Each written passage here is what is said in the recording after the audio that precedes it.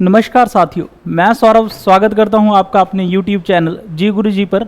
और आज हम करने जा रहे हैं 26 और 27 मई के करंट अफेयर्स। ठीक है जी। और ये जो करंट अफेयर हैं इनके साथ साथ हम जो हैं कल से मतलब कि आज से 27 मई से जो हैं वो आपके डिफरेंट एग्जाम्स की तैयारी के लिए जो है वो लाइव लेक्चर स्टार्ट कर रहे हैं।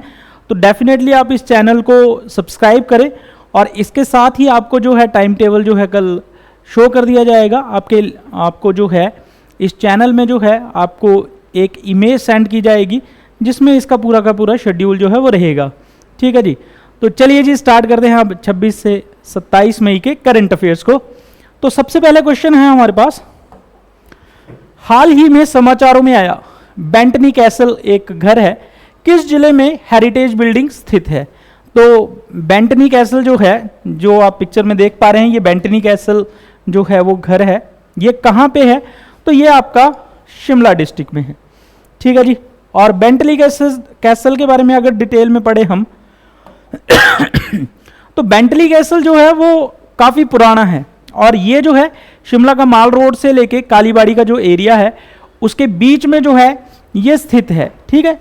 शिमला को जो है शिमला से कालीबाड़ी का एरिया जो है कालीबाड़ी मंदिर के उन दोनों के बीच में जो रास्ता है वहां पे ये 125 साल पुराना जो है बेंटनी कैसल जो है परिसर है। ठीक है जी। और इस भवन को जो है मॉक ट्यूडर शैली में जो है वो बनाया गया है सबसे पहले। और सबसे पहले जो है सिरमौर के महाराजा जो थे, सिरमौर के महाराजा का ग्रीष्मकालीन महल था बेंटनी कैसल। ठीक है। तो ये जब सब चीज़ें जो हैं हमें क्लियर होगी। और ये बनना कब शुरू हुआ था? तो बेंटनी कैसल जो है वो 1880 में इसका निर्माण जो है वो शुरू हुआ था। ठीक है। और इसमें एक कैप्टन थे जिनका नाम था कैप्टन ए गॉर्डन। ठीक है। उनसे संबंधित है ये झोंपड़ी जो 1880 में बनाना शुरू की थी। और इसमें जो है सेना के कुछ अधिकारी जो है यहाँ पे रहते थे। ठीक है। और इसका जो ये इमारत आप देख पा रहे हैं, पिक्चर दिखाई थी, उसका निर्माण जो है वो किसने किया है? टीजी कूपर ने जो है इसका निर्माण जो है वो किया है। अब इसके बाद जो है इस मकान को जो है वो बेचा गया। किसे बेचा गया? दरभंगा के शासकों को ये सामान जो है मकान जो है बेच दिया गया। उन्होंने इसे खरीदा और बाद में जो है दरभंगा के जो शासक थे उन्होंने पंजाब सरकार को ये बेंटनी कैसल जो है वो किराए पे दे दिया। ठीक है। उसके बाद 1957 से हिमाचल पुलिस का कार्यालय जो है ये बनाया गया बेंटनी कैसल। तो कई कुछ चीज़ें जो है बेंटनी कैसल के बारे में आपसे पूछी जा सकती हैं कि इसका निर्माण कब हुआ, किसने इसे खरीदा था, किसने इसे जो है आपका किराए पे दिया था पंजाब सरकार को, और 1880 में ये बना था, और इसके निर्माता कौन है। ठीक है। ये सारे क्वेश्चन जो है यहाँ पे हैं। उसके बाद जो है अब जो है इसे 2023 में मतलब कि अभी हाल ही में ये न्यूज़ में क्यों आया? क्योंकि 26 करोड़ रुपए की राशि से जो है एशियन डेवलपमेंट बैंक से जो मिली है इसको जो है विरासत की संपत्ति के रूप में जो है संरक्षण जो है प्रदान किया जाएगा। इस वजह से जो है ये बेंटनी कैसल जो है वो आपकी न्यूज़ में आया है। ठीक है। तो बाकी इससे रिलेटेड न्यूज़ थी वो भी हमने जान ली है और ये न्यूज़ में क्यों बना ये भी हमने जान लिया है। तो चलते हैं जी नेक्स्ट न्यूज़ की तरफ। तो नेक्स्ट न्यूज़ है हमारे पास, पिक्चर में आप देख सकते हैं ये सुखविंदर सिंह सुक्खू हैं। सीएम सुखविंदर सिंह ने कांगड़ा के धगवार में दुग्ध प्रसंस्करण संयंत्र को अपग्रेड करने के लिए कितनी राशि दी? तो आप देख रहे हैं ये दुग्ध संयंत्र है प्रसंस्करण। ठीक है।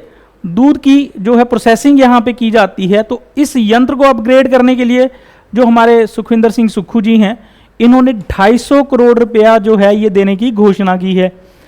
तो अच्छा, इस दुग्ध जो प्रसंस्करण है इस संयंत्र को अपग्रेड करने के लिए इतना पैसा क्यों दिया गया, किस योजना के अंतर्गत दिया गया, वो हम जानते हैं। तो आपको हाल ही में पता होगा कि हाल ही में हमारा जो है इकोनॉमिक सर्वे आया था, बजट आया था तो उसमें एक स्कीम चलाई गई थी हिमगंगा। तो उसके अंडर क्या था, हिमगंगा के अंडर क्या था कि जो जो भी नए नए दूध से रिलेटेड जो संयंत्र होंगे, ठीक है, प्रोसेसिंग यूनिट्स होंगी, उनको जो है अपग्रेड किया जाएगा, ठीक है, और उनसे जो है अच्छे से प्रोसेसिंग की जाएगी। 3-4 चीज़ें जो हैं, सबसे पहले तो दूध सबसे ज़्यादा पैदावार की जाएगी, उसके बाद जब पैदा हो गया दूध, उसके बाद क्या किया जाएगा, उसकी प्रोसेसिंग की जाएगी, और तीसरा उसके बाद उसको क्या किया जाएगा, मार्केटिंग की जाएगी, बेचा जाएगा अलग अलग जगह। इस पैराग्राफ में यही है सारा का सारा।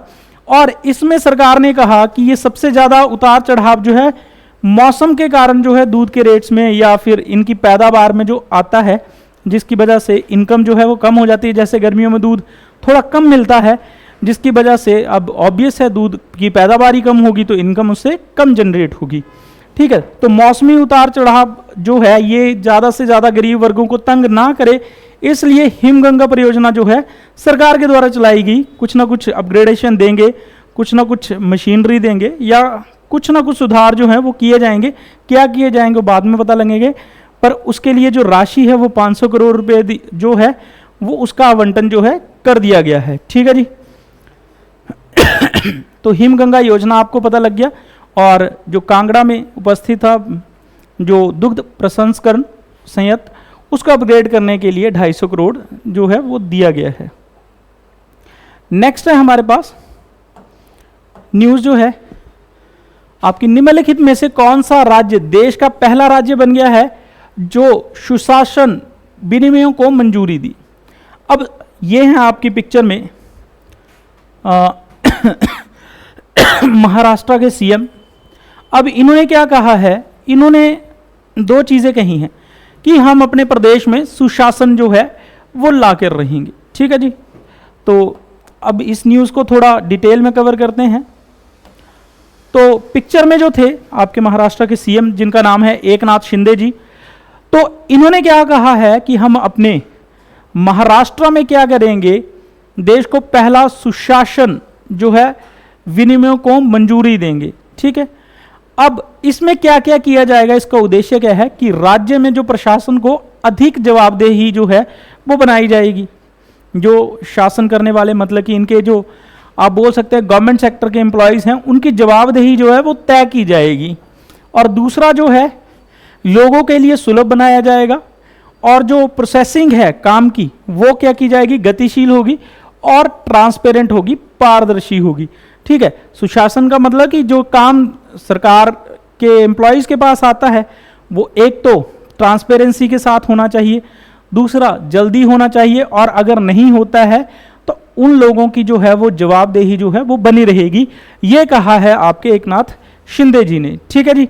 और उसके बाद जो है ये नागरिक जो हैं वो एंड टू एंड जो है ऑनलाइन सेवाओं से जो है जुड़े रहेंगे, डायरेक्टली जो है आपकी गवर्नमेंट सेवाओं से जो है जुड़े रहेंगे एंड टू एंड, ठीक है।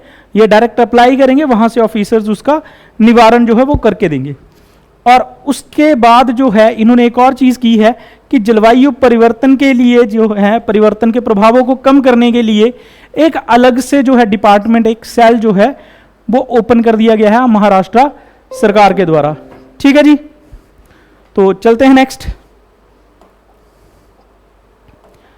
न्यूज़ है हमारे पास, किस राज्य सरकार ने हाल ही में महिलाओं के लिए कार्यस्थलों को सुरक्षित बनाने के लिए साहस पहल का जो है वो उद्घाटन किया है। तो ये किया है आपकी तेलंगाना की सरकार ने। तो पिक्चर में देख सकते हैं साहस पहल जो है इन्होंने स्टार्ट की है तेलंगाना की सरकार ने। तो तेलंगाना के मिनिस्टर हैं जिनका नाम है मंत्री हैं मोहम्मद महमूद अली। कौन से मिनिस्टर हैं ये? गृह, कारागार और अग्निशमन सेवा मंत्री हैं, जिन्होंने साहस पहल जो है इसका उद्घाटन किया है। अब साहस पहल में होगा क्या? साहस पहल में बेसिकली होगा कि जितनी भी आपकी महिलाएं जो हैं वो कार्य क्षेत्र में आसानी से कार्य कर पाएं। जैसे कि कोई भी महिला अगर जॉब करती है तो अपने आप को वो सुरक्षित महसूस करे कार्यस्थल पर। ये इस पहल की सबसे बड़ी जो है बात है, ठीक है।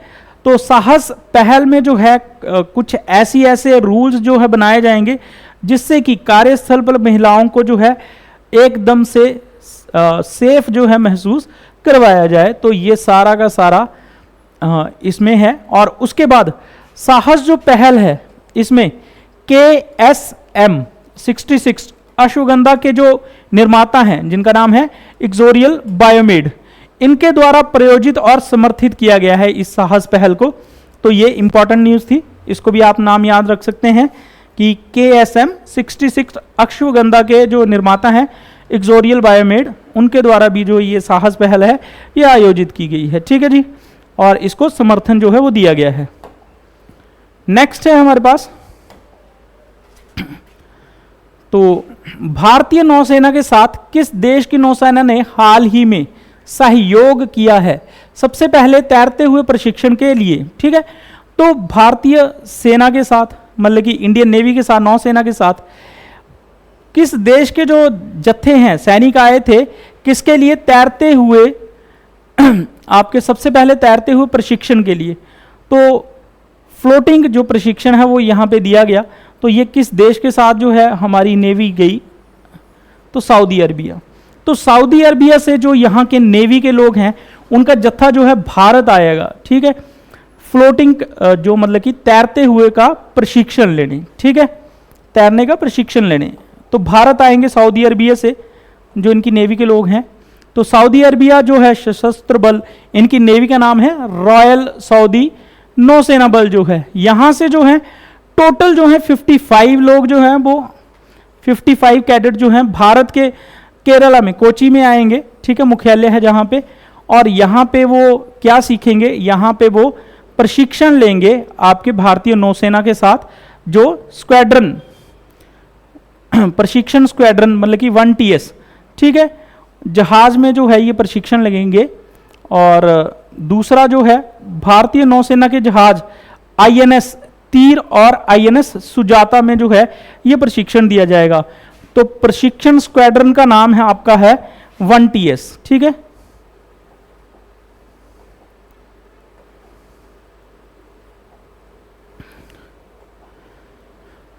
प्रथम प्रशिक्षण स्क्वाड्रन का नाम है 1TS, इसको कहा जाता है। और जहाज जो इसमें यूज किया जाएंगे नौसेना के वो INS तीर हैं और INS सुजाता हैं। ठीक है, इनमें तैरते हुए जो है प्रशिक्षण जो है वो दिया जाएगा आपके सऊदी अरबिया के नेवी के जत्थों को। ठीक है, 55 लोग उसमें आए हैं। नेक्स्ट है आपके पास, सरकार द्वारा वित्त पोषित हवाई यात्रा प्रदान करने वाला पहला राज्य कौन बन गया है? ठीक है, मुख्यमंत्री तीर्थ दर्शन योजना के अंतर्गत जो है वो तीर्थ यात्रा जो है करवाई जाएगी। तो ये हैं आपके पिक्चर में मध्य प्रदेश के CM हैं जिन्होंने क्या किया है, पहली बार तीर्थ यात्रा जो है वो कहां से करवाई जाएगी? तो पहला राज्य ऐसा बन गया है जो तीर्थ यात्रा जो है हवाई यात्रा जो है वो करवाएगा। ठीक है जी, तो पहला ऐसा राज्य बन गया है जो तीर्थ यात्रा कैसे करवाएगा? हवाई जहाज के थ्रू करवाएगा। तो मध्य प्रदेश के जो CM हैं हमारे मुख्यमंत्री, जैसे कि पिक्चर में देखा था आपने, मुख्यमंत्री शिवराज सिंह चौहान है। तो उन्होंने क्या किया कि जो भी बुजुर्ग हैं उनकी तीर्थ यात्रा जो है, पहली बार ऐसा हुआ है कि मध्य प्रदेश के भोपाल से जो है तीर्थ यात्रा हवाई जहाज में भेजा है बुजुर्गों को। ठीक है, तो ये न्यूज़ थी, तो ये काफ़ी इंपॉर्टेंट न्यूज़ है। इस तीर्थ यात्रा में ये तो हमने पढ़ ही लिया।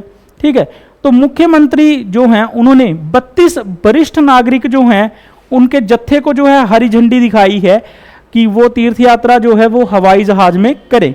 ठीक है, इस योजना के तहत जो है अभी तक 7,82,000 बुजुर्गों ने 782 विशेष ट्रेनों में जो है तीर्थ यात्रा कर ली है। ये आंकड़ा उसका है, इतना आंकड़ा इंपॉर्टेंट नहीं है एग्जाम के लिए, तो आपको ये आंकड़ा इंपॉर्टेंट है जो है आपका 32 वरिष्ठ नागरिकों ने पहली बार मध्य प्रदेश के भोपाल से जो है वो हवाई तीर्थ यात्रा के लिए निकले हैं। ठीक है, और मध्य प्रदेश के जो मुख्यमंत्री हैं शिवराज सिंह चौहान, उन्होंने उन्हें सी ऑफ किया है। नेक्स्ट है आपके पास, which state government has recently signed an ordinance to bring strict punishment for offense against health care professionals. चलो ये हिंदी में करंट अफेयर्स हैं तो हिंदी में पढ़ लेते हैं। किस राज्य सरकार ने हाल ही में एक अध्यादेश पर हस्ताक्षर किए हैं स्वास्थ्य पेशेवरों के खिलाफ अपराध के लिए सजा? ठीक है, तो ये किया गया है केरला के द्वारा।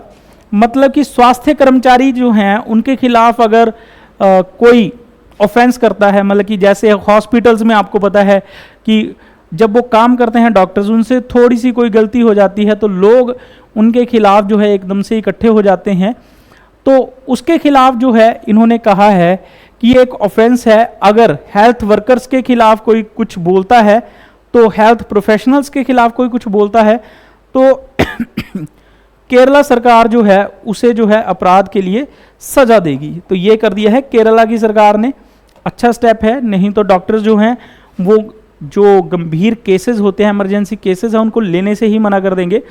तो ऐसा नहीं होना चाहिए।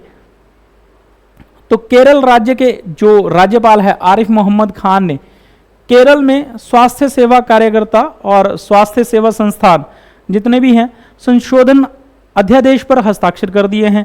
इसमें आपको पता ही है गवर्नर जो है हस्ताक्षर करता है जो भी रूल्स आपके स्टेट में बनेंगे। तो ये रूल बन गया है कि आपके जो हेल्थ वर्कर हैं, जो स्वास्थ्य सेवा प्रदान करते हैं, हमारे डॉक्टर्स हैं, नर्सेज हैं, उनके खिलाफ अगर कोई अपराध करता है या उनके खिलाफ कुछ बोलता है तो उसके लिए जो है सज़ा जो है उसके लिए अध्यादेश जो है वो लाया गया है। ठीक है, इसमें जो क्या क्या है, इसमें 1 लाख रुपए की सज़ा है और 5 लाख, मतलब 1 से 5 लाख के बीच जो है वो सज़ा दी जाएगी और 7 साल तक की कैद का प्रावधान है। तो 7 साल या तो कैद मिलेगी या फिर 1 से 5 लाख का जुर्माना, या दोनों भी हो सकती हैं। तो ये है इस प्रावधान में। ठीक है जी। और अगर इसमें कोई उनके खिलाफ जो है किसी आदमी को उकसाने की कोशिश करता है तो अलग सजा है। तो उस केस में क्या है, 6 महीने से 5 साल तक की कैद हो सकती है या 50,000 से लेके 2 लाख रुपए का जुर्माना जो है इन पर लगाया जाएगा। ठीक है जी। नेक्स्ट न्यूज़ है हमारे पास, बहुत इंपॉर्टेंट न्यूज़ है, मोस्ट इंपॉर्टेंट न्यूज़। आपके एग्जाम में डेफिनेटली किसी न किसी एग्जाम में ये क्वेश्चन जो है वो पूछा जाएगा डेफिनेटली। ठीक है जी। तो इस क्वेश्चन को ध्यान से पढ़ें। बल्गेरिया लेखक जो हैं जिनका नाम है जॉर्जी गॉस्पोडिनोव, ठीक है, और इनके जो ट्रांसलेटर हैं, अनुवादक हैं, एंजेला रॉडल ने जीता है इंटरनेशनल बुकर प्राइज, अंतर्राष्ट्रीय बुकर प्राइज 2023 के लिए। और किसके लिए जीता है इन्होंने, तो इसके लिए जीता है टाइम शेल्टर के लिए। ये पिक्चर में आप देख सकते हैं, ये है आपकी जॉर्जी गॉस्पोडिनोव। ठीक है जी। तो इन्हें जो है इंटरनेशनल बुकर प्राइज मिला है और ये टाइम शेल्टर के लिए जो है इन्हें मिला है। ठीक है। और इसकी जो बुक है उसका नाम है डार्क कॉमिक उपन्यास। ठीक है, इसके लिए ये पुरस्कार दिया गया है। उसमें एक आप बोल सकते हैं पोइम है टाइम शेल्टर, उसके लिए इन्हें जो ये अवार्ड है दिया गया है। और बेसिकली ये अंतर्राष्ट्रीय बुकर पुरस्कार जीतने के लिए मूल रूप से बल्गोरियाई, और इस बुक को जो है जॉर्जी गॉस्पोडिनोव ने किस में लिखा था, बल्गेरिया में लिखा था।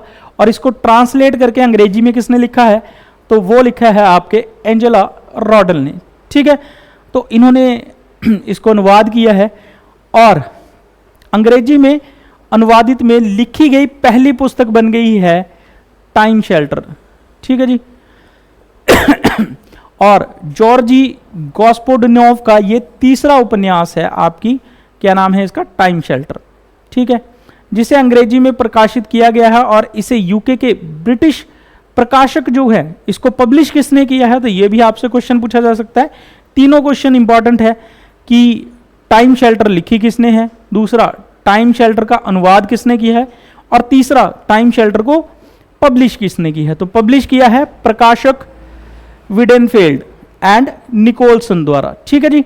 तो 3 क्वेश्चन यहां पे बनेंगे कि लिखी किसने है, तो लिखी आपकी जॉर्जी गॉस्पोडिनोव ने है, अनुवाद किसने किया है, एंजेला रॉडेल ने किया है, और इसको पब्लिश किसने किया है, तो प्रकाशक विडेनफील्ड एंड निकोलसन द्वारा जो ये है ये प्रकाशित की गई है। ये 3 क्वेश्चन यहाँ से बड़े इंपॉर्टेंट है और आपसे ये क्वेश्चन एग्जाम में डेफिनेटली पूछा जाएगा कि इंटरनेशनल बुकर प्राइज 2023 जो है वो किसने जीता है, किस बुक के लिए जीता है, उस बुक को किसने लिखा है, उस बुक को ट्रांसलेट किसने किया है, उस बुक को पब्लिश किसने किया है।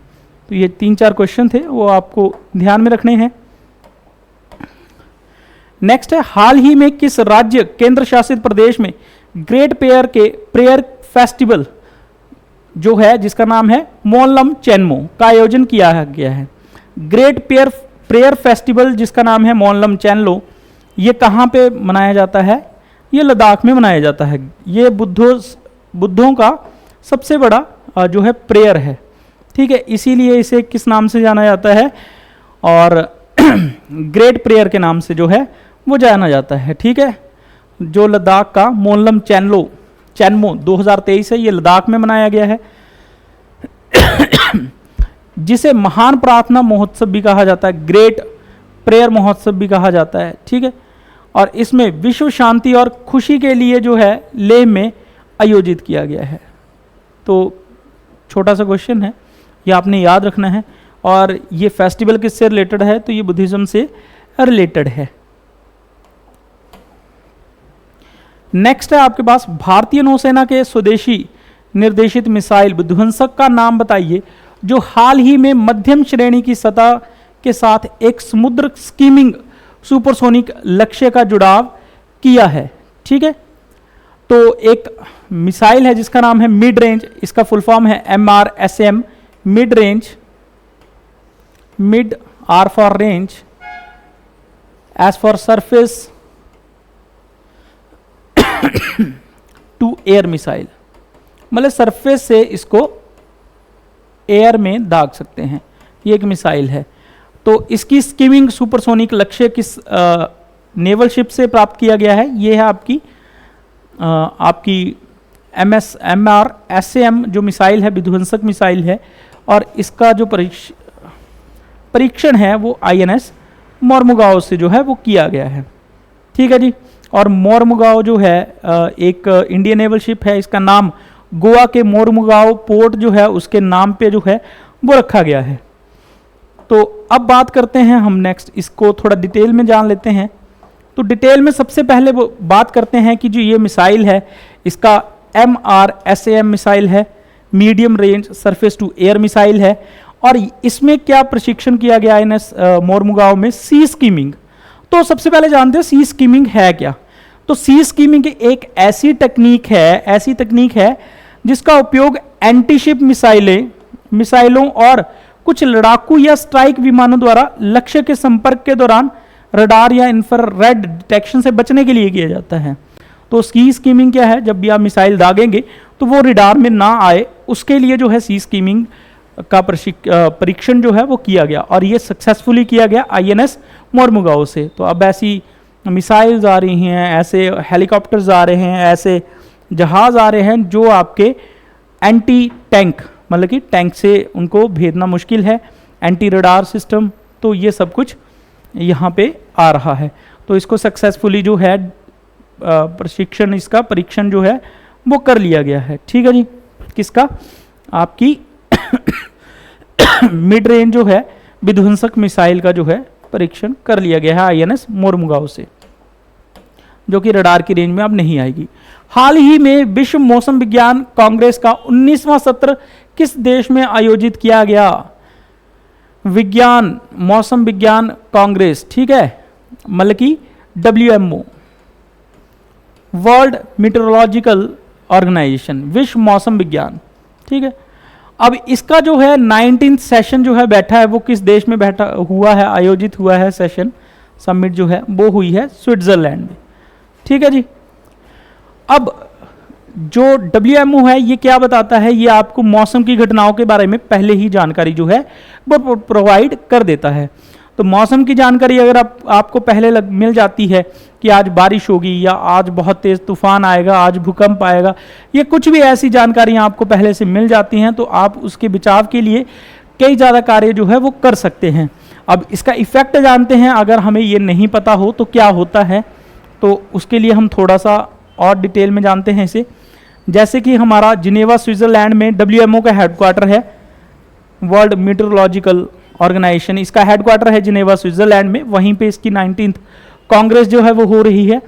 अब यहाँ पे बोला गया कि 1970 से 2021 जो 50 वर्ष का समय है, इसके बीच जो है जो मौसम और जलवायु इनकी घटनाओं का हमें पता नहीं लगता था, तो इसमें जो है 573 आपदाएं जो हैं वो देखी गई हैं, ठीक है। और इन आपदाओं जो 573 आपदाएं हुए हैं, इनके परिणाम स्वरूप जो है 1,38,377 जो है मौतें हुई हैं, क्योंकि बाढ़ आ जाती थी या बारिश बहुत तेज, तो ऐसे मौसम की घटनाएं जिनके कारण ये जो मौतें जो हैं वो हुई हैं, ठीक है। और इसमें अगर रुपीज़ में नुकसान जो कैलकुलेट किया जाए अगर करेंसी में, तो 18.3 बिलियन अमेरिकी डॉलर का जो है वो आर्थिक नुकसान भी यहाँ पे हुआ है। ठीक है, और अगर बात करें भारत मौसम विज्ञान विभाग द्वारा जारी भारत की जलवायु पर वार्षिक विज्ञान के आंकड़ों के अनुसार भारत ने जो है 2022 में जो है चरम मौसम की घटनाओं के कारण 2227 जो है मानव हताहतों को दर्ज किया है, मतलब कि नुकसान हुआ है।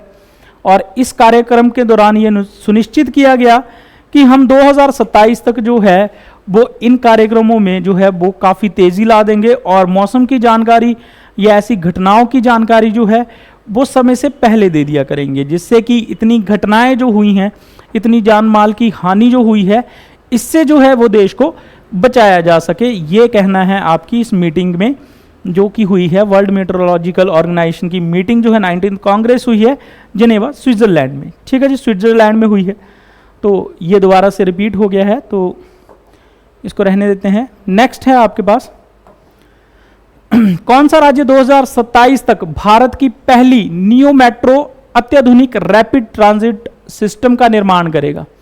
तो पहली नियो मेट्रो है उसका निर्माण कौन करेगा? तो ये करेगा उत्तराखंड।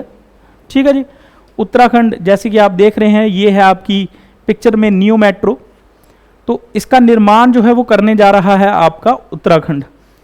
तो इसके अकॉर्डिंग आप देखते हैं कि आजकल कंजेशन, मतलब कि जनता बहुत ज़्यादा है, रश बहुत ज़्यादा है। अगर आप बेंगलुरु चले जाएं, बम्बई चले जाएं, दिल्ली चले जाएं या फिर आप किसी भी मेट्रो सिटी में चले जाएं, तो आपको जो है ट्रैफिक काफ़ी ज़्यादा मात्रा में देखने को मिलेगी और आप पाएंगे कि आप वहाँ पे काफ़ी ज़्यादा समय जो है आने जाने में ही जो है वो वेस्ट कर देते हैं। इसलिए नियो मेट्रो जैसे कि आप देख पा रहे हैं पिक्चर में, ये स्टार्ट की जाएगी, एक बस की तरह होगी और इसके ऊपर इलेक्ट्रिसिटी से ये जुड़ी होगी, जिससे कि ये और ज़्यादा फास्ट जो है वो काम करेंगे और इनका काम जो है काफ़ी जल्दी जो है वो किया जा रहा है। और ये कहाँ पे है? ये उत्तराखंड में जो है चलाया गया है। अगर इसको डिटेल में देखें तो इसमें पहली न्यू मेट्रो जो है वो देहरादून में और 2 गलियारों पर लागू की जाएगी, मतलब कि देहरादून में ये सबसे पहले जो है चलेगी। ठीक है, और भारत की पहली प्रोव ऑन डिमांड टैक्सी जो है हरिद्वार में, और 2 रोपवे जो हैं, 2 रोपवे कहाँ पे बन रहे हैं? हरिद्वार और ऋषिकेश में जो है पेश किए जाएंगे। तो आपको यहाँ पे न्यू मेट्रो कहाँ पे चलेगी? सबसे पहले तो आप बोल सकते हैं देहरादून में चलेगी, और दूसरा आप बात कर सकते हैं कि यहाँ पे पहली प्रोव ऑन डिमांड जो टैक्सी है वो हरिद्वार में चलेगी और 2 रोपवे जो हैं वो हरिद्वार और ऋषिकेश में बनेंगे। तो ये आपने इंपॉर्टेंट क्वेश्चन है और ये आपने याद भी रखने हैं। ठीक है जी, और इनका उद्देश्य क्या है तो आपको मैंने बता ही दिया। उद्देश्य आप पढ़ेंगे आपको पता लग जाएगा, संबंधित क्षेत्रों में कनेक्टिविटी को बढ़ाना और यातायात की भीड़ को कम करना। जो इंपॉर्टेंट प्लेसेस हैं वहां पे कनेक्टिविटी और ज़्यादा मजबूत होगी और भीड़ को जो है वो कम किया जाएगा, ये इसका जो है उद्देश्य है। तो ये थे आज के करंट अफेयर्स। आई होप कि आपको आज का सेशन अच्छा लगा होगा। अगर आपको अच्छा लगा है और इसकी PDF चाहते हैं तो जो वीडियो के नीचे टेलीग्राम का लिंक है वहाँ पे जाकर आप ग्रुप को हमारे को ज्वाइन कर सकते हैं। जी गुरु जी का ये ग्रुप है और वहाँ पे आपको इसकी PDF जो है वो मिल जाएगी। ठीक है, और कल से हम जो है वो सेशन स्टार्ट कर रहे हैं हमारी लाइव क्लासेस, तो ज़्यादा से ज़्यादा जुड़े इन क्लासेस के साथ। और thank you all for attending my class and that's all for the day. Thanks all.